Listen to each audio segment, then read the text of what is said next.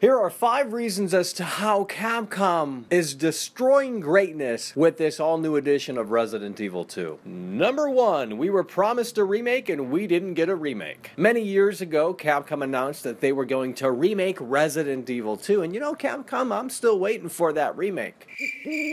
Unfortunately, what we got is a reimagined version of Resident Evil 2, and that's not coming from Michael, that's straight from Capcom, and yes, they are completely 2 totally different things. But if you need an example, folks, if we go to the official website of Resident Evil 2, you will see, as it says clear as crystal, Survival Horror Classic Reimagined. It doesn't say Survival Horror Classic Remade. And again, they're 2 completely, totally different things. Number 2, the third-person camera does not do anything to benefit this experience. Now you can see everything in front of you. You no longer have that moment of suspense or that moment of, oh my god, I hear something, but I can't see it because of the fixed camera angles. Now you can see everything. And sometimes what you can't see is actually scarier than what you can see, which was one of the benefits of the fixed camera perspective. And now because of this new camera system in play here for this all-new edition of Resident Evil 2, the game is dependent, it's reliant on jump scares. That's not scary. Gone is the suspense, gone is the mood, the vibe, the atmosphere that the original game had. And now you're just left with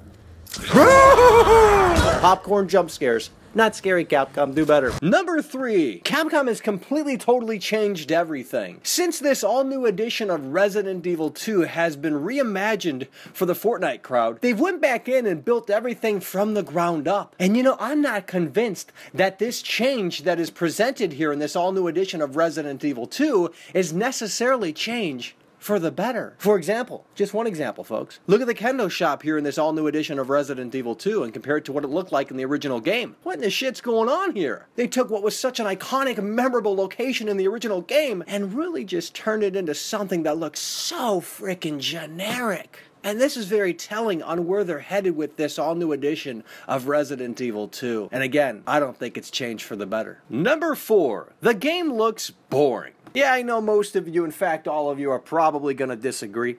But to be honest with you guys, it looks boring. It's missing something. And I can't quite put my finger on it, but I'm going to tell you something right here, right now. If it's as boring as Resident Evil 7, oh man, I don't know if I'm going to be able to sit through the entire game. And speaking of Resident Evil 7, last but certainly, folks, not least, this game is more like Resident Evil 7 than it is Resident Evil 2.